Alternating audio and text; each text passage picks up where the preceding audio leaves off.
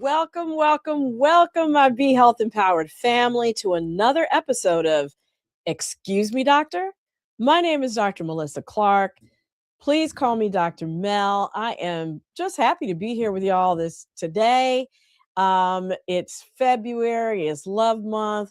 We are back doing what we do each and every week, bringing you all the important information that you need to know to make wise health decisions, not just for yourself, but also for your family and even for your community. So if you're joining us for the first time, welcome, of course. Please, if you like what you hear, hit that like button if you're checking us out on Facebook. And if you're with us on YouTube, please hit that subscribe button. We really appreciate you for it. And if you are part of our ride or die, Be Health Empowered family, you're here every week, you already know that I don't do this by myself. I have to have my crew in the house. We're down one tonight. However, we do have Mr. Wayne Bruce in the building.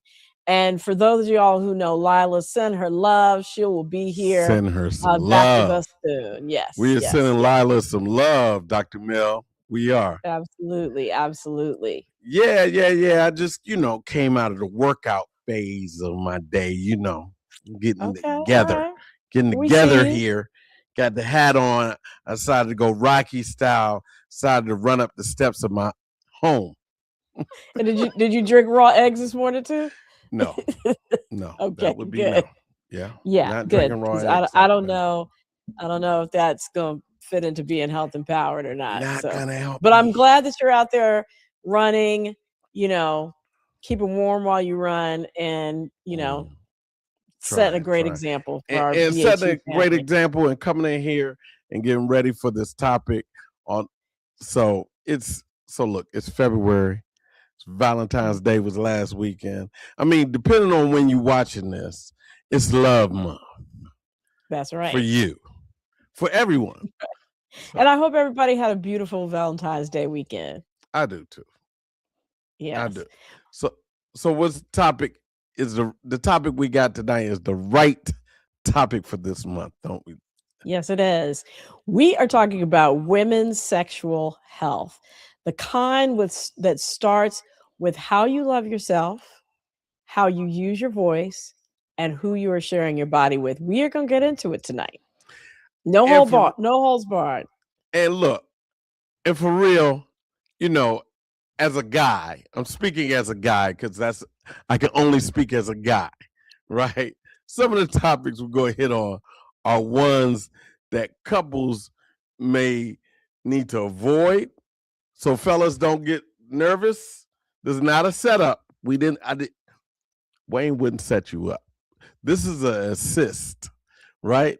Like you saw the NBA All-Star game. This is an assist. This is a layup, so you can get a layup. This is not a setup. This is a layup. And it's an opportunity for you to listen and learn. There you go. There you go.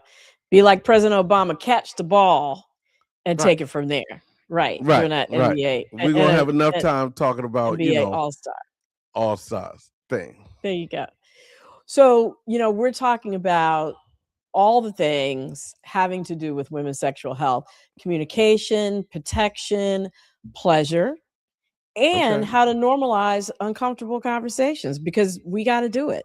We're not going to have any judgment. So I would love people to put, their comments, concerns, insights into the chat. And we're also going to be sharing some really important health information that may actually change how you move in relationship to yourself and to your partner. So don't just stay tuned in. Stop right now. Stop what you're doing, because we about to ruin. No, that's hip hop stuff. So stop right now. Share this with your group chat, right? Share it, brothers. Share it with your men's chat so we can find out what's going on with your lady, with your wife, with your woman, with your girlfriend, all of the above, and maybe even send it to your ex. Just saying. Well, there you go. There is a seat for everybody at this table. So share. And we're going to have an incredible expert who's going to be with us, Jessica Ellis, who's going to walk us through all these topics. So it's going to be good. But right now, you know how we do. We're going to do the weekly recap, those things that you need to know that just happened this past week that you might not be aware of in the world of health. So, as a newly grand uncle, this is important to me because my niece was pregnant. So, game changer for a healthy pregnancy coming up, Dr. Mel? Well, the big news is that preeclampsia, and just our last show was actually about having a healthy pregnancy and what you need to do ahead of time. So this is really kind of just fits right on into that. Preeclampsia is a serious and potentially fatal blood pressure condition that can occur during pregnancy. It happens at 20 weeks and beyond, and even into after you've delivered the baby. It's a leading cause of maternal death, and Black women are hit the hardest. 1 in 8 pregnancies may suffer from preeclampsia in the Black community, and that's 60% higher than in the white community. So it can affect mom and baby, but the good news is we may have a simple but effective intervention that will cut that risk way down. So, okay, so what's the deal? Okay, so this is it. So doctors at Parkland Hospital, that's in Dallas, they gave all pregnant patients at 16 weeks and beyond a bottle of low-dose aspirin on the first visit with instructions for how to take it. And then they did that. They looked at their rate of preeclampsia before they started doing that, and they looked at their rate of preeclampsia after they started doing that in about 18,000 women in both time periods. They saw that the rate of severe preeclampsia dropped by almost 30%, which is huge. Wow. So that's incredible. What's the bottom line on this? All right, so the bottom line is this. There was a limitation to the study in that they didn't have like a real-time control group. It wasn't done in the way where we can, definitively say, yes, aspirin was the thing that caused this big difference. But it seems like it was definitely contributing, right? So, excuse me, doctor, we are all about teaching self-advocacy. So what I would say is if you are thinking about getting pregnant or you are pregnant, ask your doctor, your OBGYN, about taking aspirin in pregnancy, whether it's the right thing for you to do, the pros, the cons, how it might help reduce your risk, because it truly may be a game changer. It's worth a conversation with your doctor. That's incredible, Dr. Mel. So some men or women might not think I have any experience with preeclampsia, but my sister, way back 30-something years ago, who is the grandmother to the newborn, had preeclampsia. And I knew about that. So the whole family, we were cued in. So all right. That makes me happy. I know that she is fine today. She is fine today. She is. Yes. Her blood pressure, although her blood pressure may be up because of something else, is not up because of preeclampsia. Look, the next one, young people in colon. Dr. Mel, first it was Chadwick Boseman at 43. Now Dawson's Creek star James Van Der Beek, just last week passed at 48 from colorectal cancer. What is going on with younger and younger people getting colon cancer?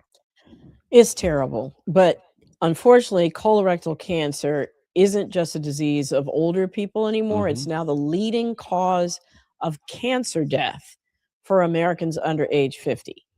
So diagnoses and deaths are being seen in people in their 20s, 30s, and 40s. And the incidence or how often it's happening is going up, up, up. And experts still don't know why. So what should people look for? I mean, how can we get ahead of this?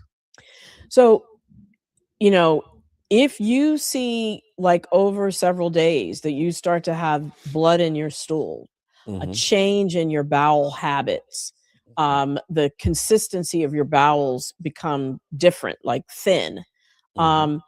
Unexplained weight loss, persistent abdominal pain, pain in your stomach, go to your doctor, talk to your doctor about it because those things aren't normal, especially if, again, they're happening over time. So, again, have that conversation, let somebody know, your primary care doctor or a specialist. What about screening? Because that can make a huge difference, right? Yeah, the earlier the better. If colon cancer is there, the earlier it's caught, the better outcome. So guidelines currently say start at age 45.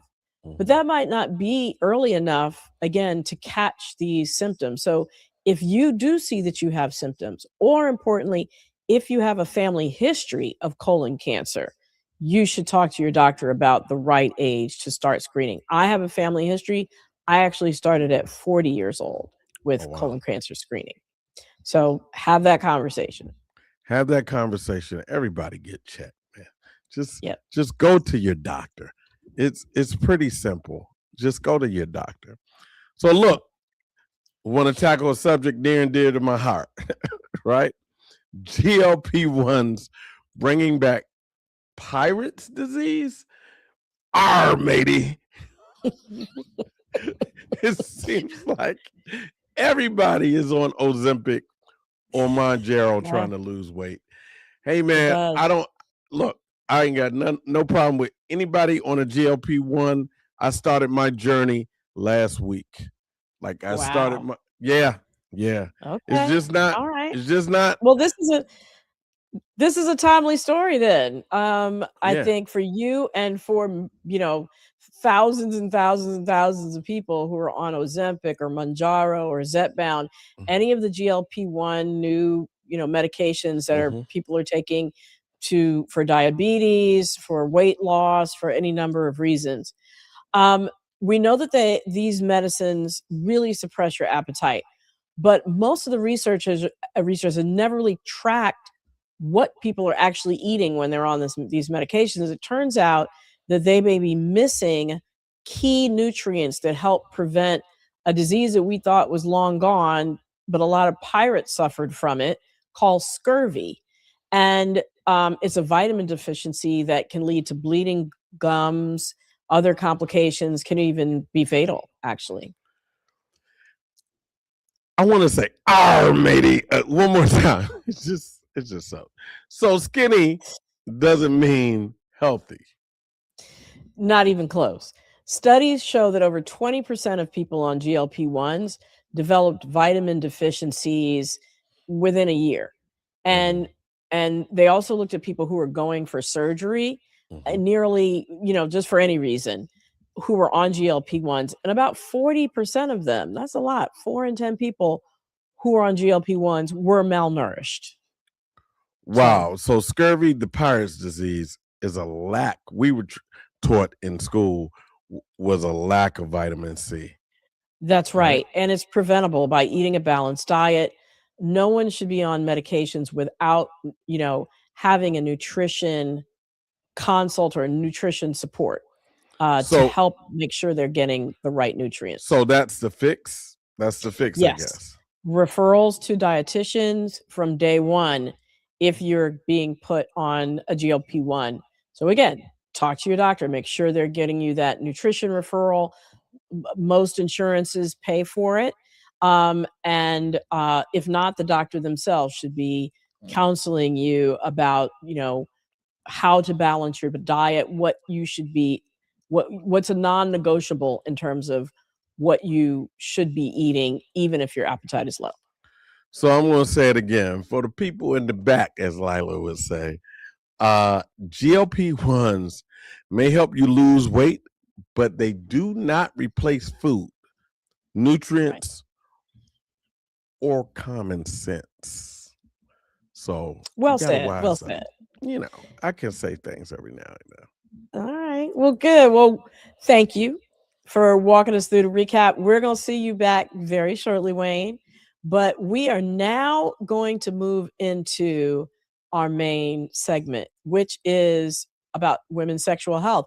It is a core part of every woman's overall health. Yet it's one of the areas that women are least supported in and least informed about from the medical profession. So, from relationships to communication to protection to pleasure to STD risks, the science is clear. All these things can tie into a woman's physical and emotional well being. So, we're going to be grounding the conversation in evidence and expertise because we have the wonderful Jessica Ellis, who is the interim director, executive director of the Black Mental Health Alliance, a women's sexual health expert. She's going to help us separate the myths from the health facts. We're just delighted that you're here, Jessica. Thank you for joining us. Thank you so much for having me. I'm glad to be here. Absolutely. So, I always like to have a question that sort of sets the table. So let's set the table with this one. When we say sexual health, what are we talking about? Because some people hear that and they're like, clutching the pearls, like, oh, can we really talk about that? So yeah, what are we talking about when we talk about sexual health?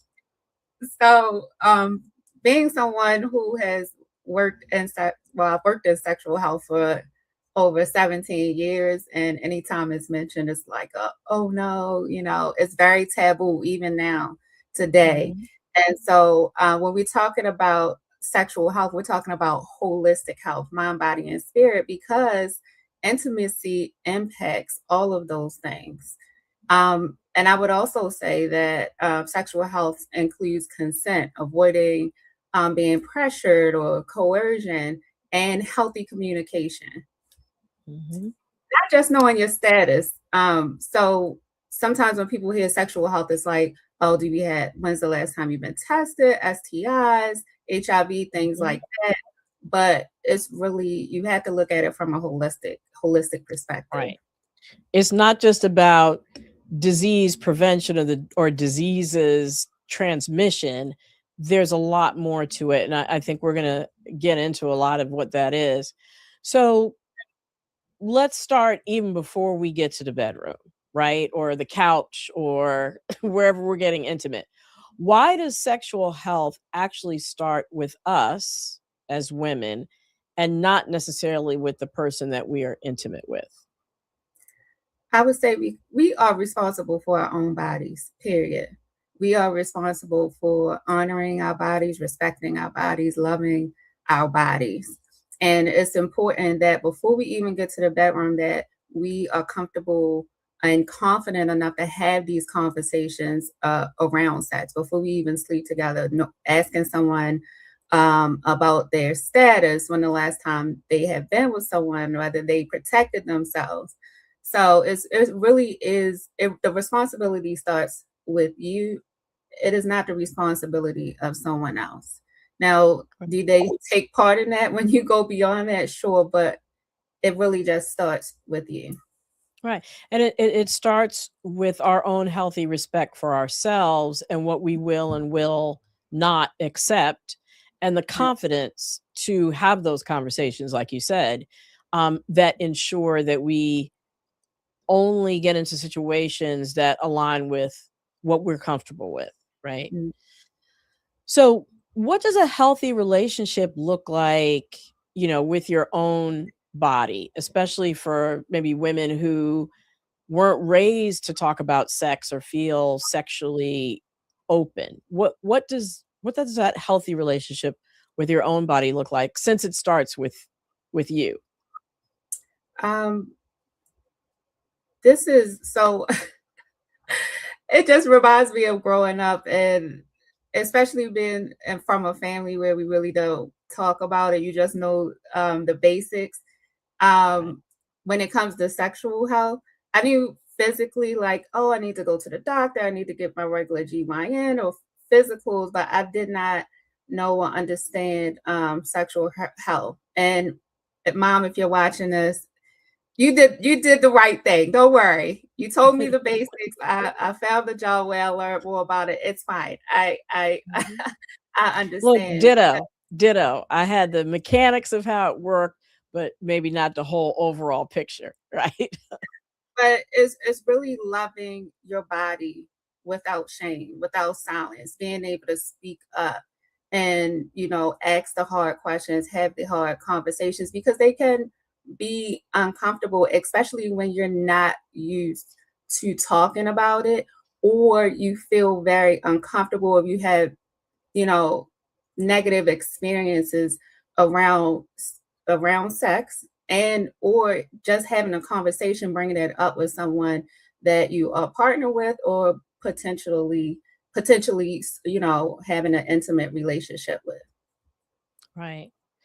And then just also being comfortable with your own body, knowing what gives you pleasure and Yeah, understanding what gives you pleasure so you can communicate that yes. in an open and confident way. Um, and sort of I guess the flip side of that is, how often do women say yes to sex when their body and even their spirit are actually saying, girl, no, right? What are the reasons? How often does that happen? And what are the reasons for it? I would say all too often, and I think a part of it is that women, we tend to want to please, especially our partners, Mm, um, and not having boundaries in place, or knowing how to set those boundaries or enforce the boundaries. And so, too often, we want to make sure that not only we're pleasing our partner, or we're able to hold on to the one we have, we kind of give in even when it doesn't feel right, when it's not, something that we actually really want to do. It feels uncomfortable, but it's like, if I don't do this, then I might lose this person in some cases. So I think that really is a really big part of the issue. And on top of that, coercion, we have to remember that. mhm. You can give consent initially, but you can change your mind. Also, that pressure, that coercion, sometimes I'll share this. So there have been instances in my own life, especially when I was younger, not now. I'm in my 40s, and I know what I don't want, what I listen, Mhm. completely different girl than I was in my 20s. But as a young girl, wanting to, because I was raised to, grow up, get married, have children, I wanted that so bad. you know, I gave in to coercion, because it's like, oh, if I don't, then he's not going to like me. He's not going to stay. This is what he wants. I had to please him. He's a man. So we had to be mindful of that as well. As that's one of the reasons why sometimes women give in.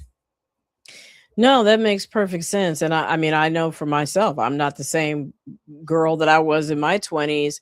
And so that talks about sort of the maturity and the getting to know yourself. And so, what would you say? How does that play into sort of the cross generational discussions that could be happening, Mhm. um, either among peers, but especially cross generationally? What role does that play, or can that play in younger women becoming more comfortable with sex and their sexuality? For one, it breaks generational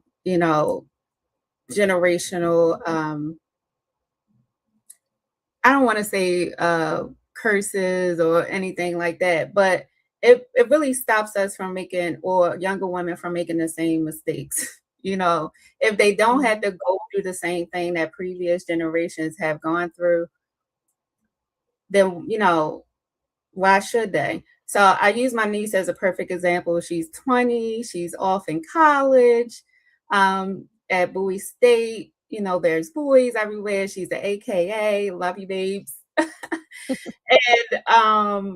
I talk to her. I've always talked to her. Her parents have talked to her, because I never wanted her to experience some of the same things around sex and sexual health as I did growing up, because we come from a religious family. It's like, don't have sex until you're married. That's it. That was that. I knew the birds and bees. Don't have sex. You're not married. That was it. So with her, Mhm. I mean, not even kissing. So with her, we are very blunt, very straightforward. And because she has not experienced half of the things I did by the time I was her age.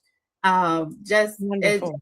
it's just nice to see that she is she's very sound with her boundaries. She does not play, and I'm just really proud of her because it means that she has listened to us, the things that we said, the things that we tried to educate her on, so that she avoids making those same mistakes. So with that, we generationally, especially as women, we need to talk. We have to talk about it. We have to talk about the pleasure, the pain, the desire, all of those things that come along with sex, and how it changes over time from 20s, 40s on, including perimenopause, menopause, all of those things. Right. No, I think it's so key also because if they're not getting it from a trusted source, there's so Mhm. much misinformation out there from the normal places that young people get information from, namely social media, that it's important to make sure that the narratives are out there that will be helpful to them in making choices. Mhm. Along those lines, we always kind of talk about, what you shouldn't be looking for in a partner. And I just Mhm. want to sort of flip that to talk about what are some green flags in a sexually healthy partner? What should women be looking for um, even before we get into full intimacy? Open, clear, honest communication. Communication is number one. If you can't talk about how you feel, if you cannot talk about what you want, what you don't want, if you cannot express your boundaries, then that's a red flag. So green flag, open communication, being very open about status, talking about sexual health and experiences leading up to that relationship with that partner.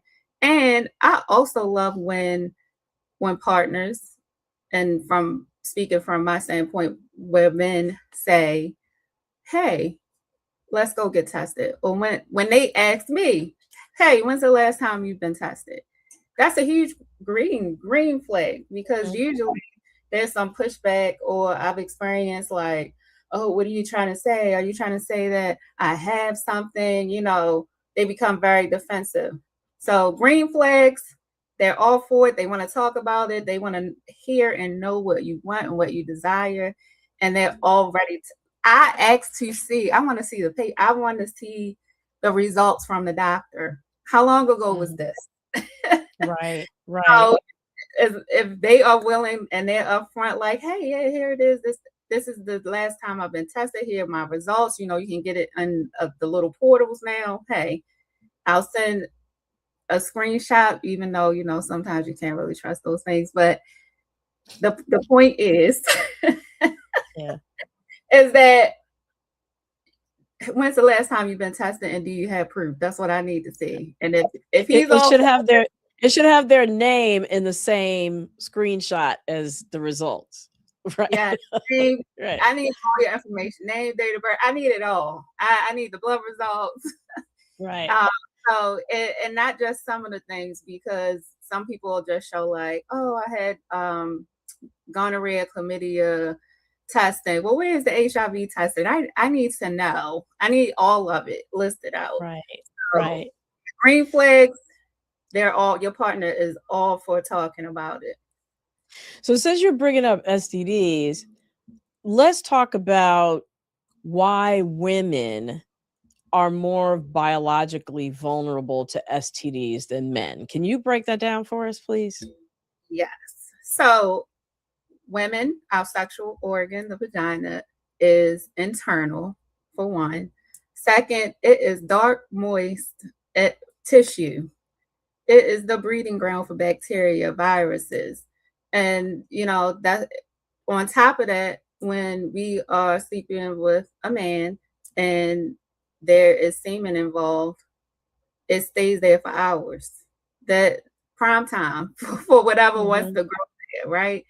And that goes beyond just STIs, HIV. We had to think about pH balance, bacterial vaginosis, all the other things that can happen when you're having unprotected sex. Mhm. Yeah, that basically men, they're external, they have skin. Yes, there's the urethra and some things can get in there, but they are not as susceptible to, disease as women are, simply because our organ is internal and it is moist tissue in a dark place. Makes sense. Makes sense. And so everybody knows about condoms and asking men to wear condoms. Outside of condoms, what are some of the other options that women might have for protection? Well, of course, as you said, there are male condoms, there are female condoms. They aren't as attractive, but you can insert them well before you go out for the night. You can have it in there for a while. I forgot exactly how long, but Mhm. that is a way to protect yourself on top of having your own condoms for males. Carry them with you. There's dental dam to cover any area, whether it be the rectum, the vulva, though that's an option. And then there are also oh my And gosh. what is a dental dam? What does it protect against? So dental I'm trying to dam break it down for everybody. so dental dam is like this little square of, like, it's non-latex. And they come in colors, they can be flavored, but you take it, you lay it over the area you would like to place your mouth, Okay. and you lick away, or do whatever you want to do at that point, but it's to protect your mouth and throat, and Okay. also to protect your partner as well, because let's remember, we can pass STIs through our mouth, and and they can also live in our throat. So The same kind of skin that's in your vagina is the same thing that's in your mouth, same kind of skin. So both are equally susceptible. Yeah. yes, yes. So yes, dental dams. Most people don't know what they are, and so I used to work for Baltimore County Health Department. It's something that we gave out, and we would explain what could be done with them, especially for our same gender loving girls, Mhm. because we focus safe sex so much on male female relationships. We also had to remember that we have same gender loving folks out there who also need to protect themselves, not just with condoms, but there are other options as well. And we see these commercials on TV, PrEP, to help protect against the transmission of HIV. Is that something that women can take? Yes, yes, absolutely. It is. I've wholeheartedly recommend it, especially if you feel like you're at high risk or you just want to protect yourself. In general, PrEP, pre-exposure prophylaxis, protects us from being infected when we're having unprotected sex. You could also have a partner who is positive, who is on medication and non-detectable, but it is still recommended that the partner of that positive individual takes PrEP to protect themselves as well. Right. And just to be clear, undetectable means that if they're HIV positive, there's no trace of the virus in their system. The levels of the virus are so low that they're Yeah, undetectable. Yeah. yes. And it takes some time to get to that point, especially depending on how long you're thinking about you've been in care, if you've been on medications and things like that. So there are a number of factors there that help an individual become non-detectable. Yes. Makes sense. So I want to transition away from avoiding the bad stuff, right? So the STIs, and talk about how do we embrace the good stuff, right? So you're with a great partner, right? But you're rarely to never experiencing orgasms. And that's actually the case for about 15% of women. So is that normal, and are there reasons that that could be happening that we can address? That can be addressed, I should say. Yeah, well, first let me say I am not a doctor.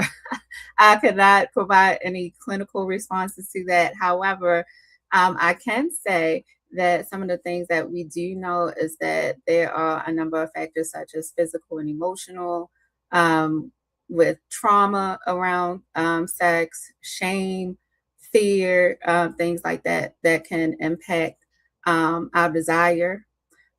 Stress, anxiety, depression, our mental health can also impact that as well. So there are a number of factors. It could be, biological. It could be something that could be addressed by a clinician. But then there are other factors that impact our sexual health as well, our environment, our mental and physical come together essentially to impact something like orgasms. Right. And I would add from a medical perspective, in addition to some of the environmental and mental health factors that you just mentioned, that underlying health issues, Mhm. medications that we're on, of course, hormonal changes, those of us who have gone through perimenopause, menopause, changes in estrogen and testosterone in your body can decrease your sexual desire. I think the key though is to, if you want a richer sex life, to understand if that's the case for you, that that's something that you can explore with your Mhm. doctor, with your mental health professional together to help to um, address or better address your lack of orgasms or pleasure. In addition to what we started at the beginning, Mhm. knowing what brings you pleasure so you can communicate that to your partner. Absolutely. Yeah. Absolutely. So, what questions should a woman feel fully entitled to ask a partner before having sex without apology? What's your status? When's the last time you've been tested? When's the last time you slept with someone? Did you use a condom? I mean, essentially, we should be comfortable. If you want to share my body, because it's mine, I'm sharing it with you, right? Mhm. If you want me to share my body with you, I should be allowed to ask these questions. Are they uncomfortable for some folks? Absolutely. But if you want to take part in this, you're going to have to answer them. I need to know. It's very important that we ask the hard questions because that's how we protect ourselves. That's how we honor our bodies. And so, if you could finish this sentence for us, a sexually healthy woman is a woman who, finish the sentence. A sexually healthy woman. A sexually healthy woman is someone who respects, honors, loves her body, and holds boundaries in place and requires others to do the same. Respect, love, and honor her body and her choices. All right. Well, on that note, I think it is time to bring Wayne back, see what's going on in chat land, see if there are any questions, comments that the audience has. What's going on out there? Dr. Mel, there are always questions and comments. There are always comments in the chat. So Okay. what we have from Capricorn 1990, Capricorn underscore 1990, there's so much to talk about over time. Reminder to hold space for queer women. Young women need guidance in all paths. Mm. So Great points. And I, yeah. I think Jessica did mention same Mm-hmm. sex loving individuals. Mm-hmm. Um, so I think a lot of what we touched on Mm-hmm. honors, not just male female relationships, but queer relationships, lesbian relationships as well. I think it all does start with many of the factors that we talked about in being non negotiable, whomever your So partner is. so another Absolutely. another person asked also, how important is it to talk across? I think you guys covered this. Uh, across generational. Talk to their peers and how women talk generationally? How important is that? Yeah, we did absolutely touched on it. It's extremely important because it helps younger generations avoid making the same mistakes, right? And it also gives them, a view into, like, I'll use this example. I am 42 years old. I am experiencing perimenopause. I knew nothing about that, right? Mm-hmm. Growing up, women did not talk about it. It was like, oh, you get old and then you experience it. Nobody said that I would experience menopause symptoms while still being able to have a cycle and all the things that impact that. Because one, it can impact, your sexual health. So yeah, that's a perfect example of talking about these things cross generationally. We, in order for the younger folks coming behind us, to even know what to expect, to know what to avoid, we have to be able to openly talk about these things. Mm-hmm. And I think the good thing about the women's health study and all the publicity that it's getting around the fact that hormone replacement therapy had been looked down on, equated with causing cancer, but now that has been debunked or refuted, and now the FDA has now endorsed hormone replacement therapy for treatment during menopause. That whole thing has caused so much discussion on social media that it's now like a given to talk about perimenopause and menopause, and know that there are solutions out there for some of the symptoms of menopause that may affect sexual health, loss of libido, less intense orgasms, vaginal dryness, all those things that can be addressed, at least partially, with hormone replacement therapy, and that it's important to have those conversations with your doctor. So the peer discussions as well as the cross-generational ones, I think, are really, really helpful. So we have a question also from Ramonia Ellis. I can't pronounce that. So we're going to keep... Ellis, my mama. Your mama. Come on, mama. Come on, mom. Now. Look. Hi, so Miss Ellis. Come on now. Just say, it should just say a question from mom. Why is talking about sex a taboo subject, especially in the church? Excellent question. Yeah, that is a really great question, one that I like to talk about often. So, there's a lot of shame that comes with sex, especially if it's sex outside of marriage. You, like I said, you don't think about it, you don't talk about it until you get married. My dad told my niece, and I hope he hears me, "Oh, you should not be thinking about dating until you get married." I'm sorry. No. One kind of leads to the other, right? Yeah, right. I'm like, unless you get married after you married. Unless it's an arranged marriage. Right. Unless it's arranged. But I really think it goes to talk, the basics. You're not supposed to have sex until you're married, so you don't talk about it. You're not supposed to have feelings, and because you're not supposed to, even though biologically we do, we can't talk about it because oh my God, it's a sin, it's shameful, especially outside of the union of marriage. And I think with older generations, especially boomers and our silent generation, it's just like you don't question, you don't ask about it. Right. It's just absolutely no conversation around it. And again, going back to cross-generational conversations, that breaks the cycle.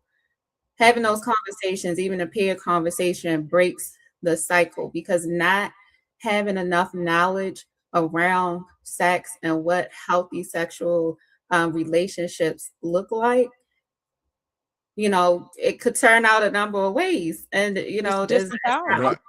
positive, right? It could be a setup for SA sexual assault, Mhm. having something happen to somebody, and since you've been so quiet about it and not wanting to discuss it, it makes being silent easier. Yes. Those are the things we don't talk about as well. Absolutely.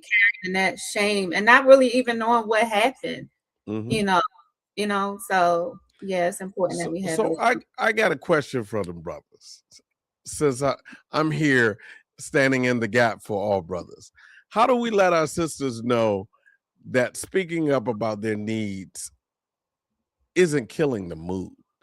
How do we do that? Great question. I think you need to communicate that with some of your other brothers because some of them do feel like it is killing the mood. I think one, you got to have a conversation with you guys and say, hey, you know, pleasure goes both ways. Right. Ask her what she wants.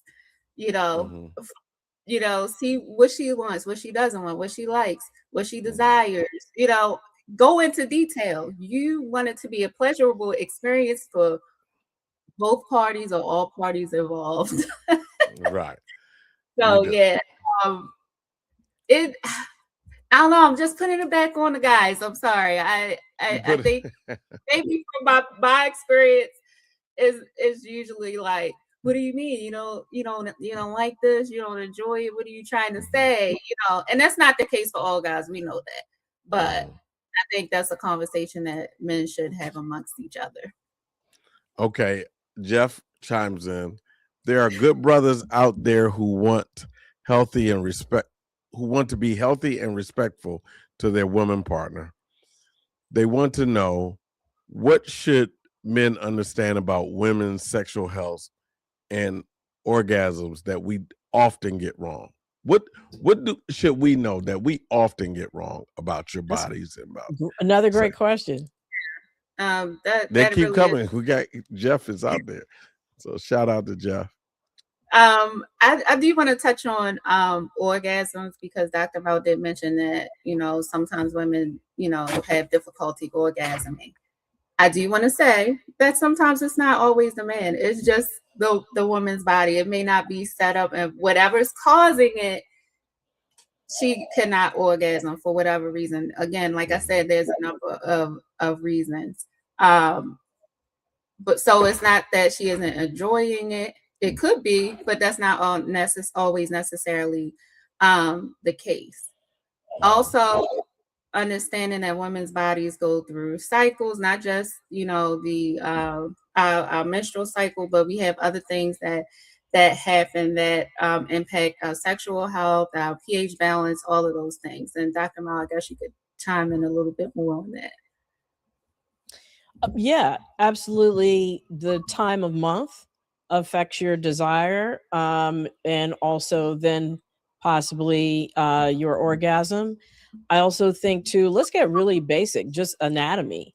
Men need to understand anatomy and know, the difference between the clitoris and the vagina, that not all orgasms are going to come from penetration, that there's the necessity of foreplay, as well as penetration, and sometimes penetration might not even be necessary. So I think just understanding a woman's body, the things that help her have an orgasm in a woman, being clear with a man about her anatomy and what is helpful to her, or whether it's a man or not, it could be just her partner, being really clear about what brings pleasure. There are also some conditions I should add in too that cause orgasm to be painful, like really bad fibroids, for example. And if that's the case, that's also another reason that a woman should be talking with her doctor about, hey, what's going on with me? This doesn't feel right, doesn't feel normal. Help, let's work together, and you can tell me what's going on with my body and if there's a way to address it. Yeah. I hope that was a good enough answer for Jeff. I hope Jeff I hope Jeff got his answer, and I hope it'll help him. I And hope other it'll brothers help out him there. later And on other brothers out this there. evening, Right. whenever he's not watching this. Come on, Jeff. Okay. So the basic discussion is time to ask her questions. Take time to ask her questions. Oh, so look, we're getting key advice from the chat. So Okay. the chat. All right. This is a group discussion. This is a group discussion because Mom said, take time. All caps. Take time to ask her questions. Don't rush things. Don't try to get to the end. Start at the beginning. Take some time, all caps, to ask her questions. Come on, enjoy Mom. the journey. Enjoy the journey, not just the destination. That's a mother's love right there. One of the things, and I'll say this, one of the things I've learned as I've gotten older, and especially because when I was in my 20s, boundaries, what?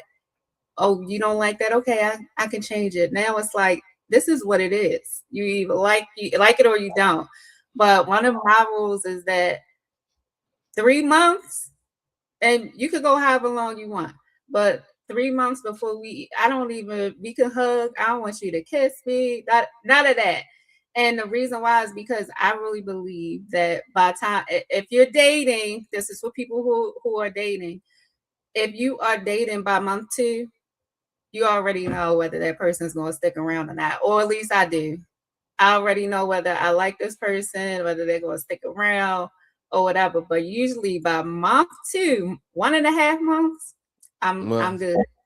Month 2, you ready to go get some lake trout and a half and half? For the non-Baltimoreans on the call on the show. So yeah, time is important. It's one of the things that I give myself. Right.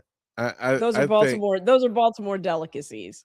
Those are that's kind of like 2 pieces in a biscuit everywhere around the country, around the country. But in Baltimore, it's either some yak or lake trout and a half and half. All right. That's it.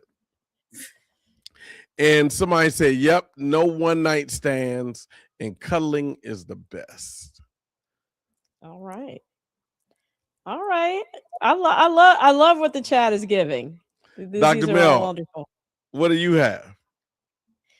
Well, I did want to ask a question about how, we've talked about how important, cross-generational conversation is. And we've talked about what we may or may not have gotten from our mothers when we were younger.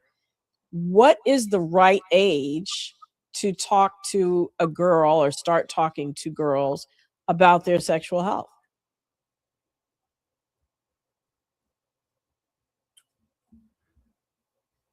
That the chat Ellis can answer, or Jessica would love to hear what your thoughts are on that. What's the best age? That's really tough because it's so much that goes into that. I think I was about, probably 11, 12. I knew the basics, right? Mm-hmm. Okay. Right before I got to high school, my mom was like, look, she gave me a little bit more information. This is how you protect yourself. Let me know if you need birth control, things like that. So my mom wasn't totally like, oh, that's off the table. Not as much as my dad, right? So did your dad enter the conversation, and then when did your dad enter the conversation? So, Daddy, it was, don't have sex. You're not married. That's it. It was nothing beyond that. You wait, and that's not the best way to me. Love you, Daddy, but and my brother will say the same thing because he had children very young. I think he had his first child when he was 20. He was extremely young. He wasn't ready, but I think he felt we had those deeper conversations around sex with our father, not just our mother, that he would have avoided, making some of the mistakes that he made so early on in his adulthood. Wow. Yeah, and I guess I would also add in that, if a parent knows, the age that they know their child, right? It has to be customized to your child. It also has to be customized to their environment and understanding what they're already being exposed to and controlling the narrative for them. And it also needs to be woven into self-esteem, self-confidence, all those things that you're doing to work on their spiritual and emotional health alongside talking about their physical health and their physical well-being as they grow into their sexuality. So I would probably add that on. And I know that we're coming up on time. Do we have anything from the chat on that, Wayne? We just have Capricorn 1990 said that they started talking with their daughter around 7 or 8, and that was important. That's a great thing. Also, mom is chiming in. Also, consider a child's social emotional development, and I think that's what Dr. Mel was trying to say. Exactly. And we have Audrey Watson. I talked to mine about basic reproduction process when my twins started their cycles at age 11. It was scientific, but I included how important sex is and how people talk about it, keeping myself open to questions. Right. And there's some young girls are having periods as early as 8, 9, 10 now. For me it was 11, and it sounds like for Audrey's kids it was 11, but realize that menarche, or the onset of menstruation, is happening in younger children. And so again, timing it with all those factors taken into account in terms of when to start that conversation makes sense. Right. Well, I think we have to wrap it up. It is time. Wrap it up, no pun intended. Thank you all so much for joining. Thank you, Jessica. You were a wonderful guest. Be Health Empowered Family. Great conversation. Thank you, Wayne, for representing for the brothers.